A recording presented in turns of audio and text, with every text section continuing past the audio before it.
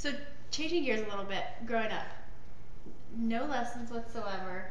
Started out with wiffle balls. Started out with Tell me wiffle that balls. story a little bit. We had plastic balls, and so where I grew up in Baghdad, Florida, there's a lot of old big trees, and so around my house I had to hit under trees, over trees.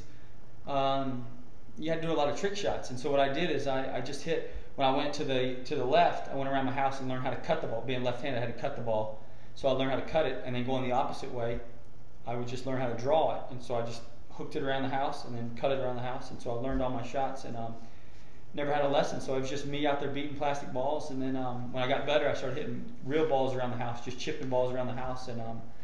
And my dad let me chip inside the house on the carpet, and chipped around each room and around over couches and everything, and never broke a glass in the house, so it was nice. That's the key, that parental support. Look at where you are now. That's pretty cool.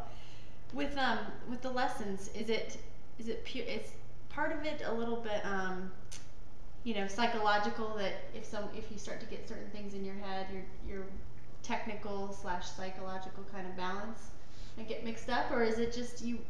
What's the theory behind never having a lesson? My theory, none of it's right or wrong. My theory is that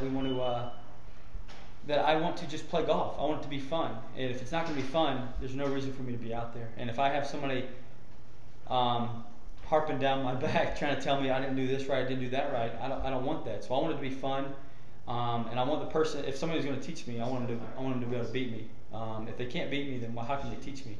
So we'll that's how I just keep going and do it on my own. Makes perfect sense. Quick question, a guy from Twitter. So UGA009, which I'm sure you know him well.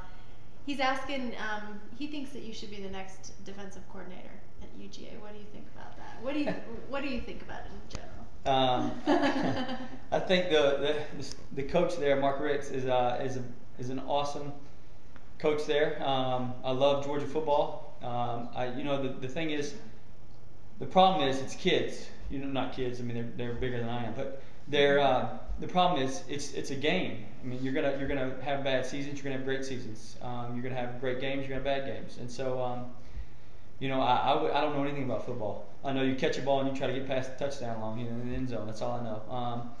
But it's just like golf. When people say, "Oh, you played bad," it's a game. It's not life or death. It's a game, and so that's the problem. Some people take it too far. When the UGA loses, I don't pout the next day.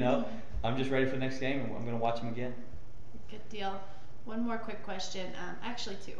Okay. Bubba, name. How did you get the name?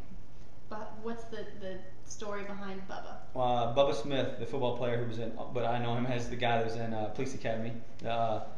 He was coming through when I was born, and my dad, when I was first born, I was about just over 10 pounds, and my face was real squunched up, and my dad said I looked like a football player, and he said he wanted a baseball player, so he called me Bubba as soon as I was born. 10 seconds after I was born, he said he looks like a Bubba, and so I've had Bubba ever since. I was ugly, basically, my dad said.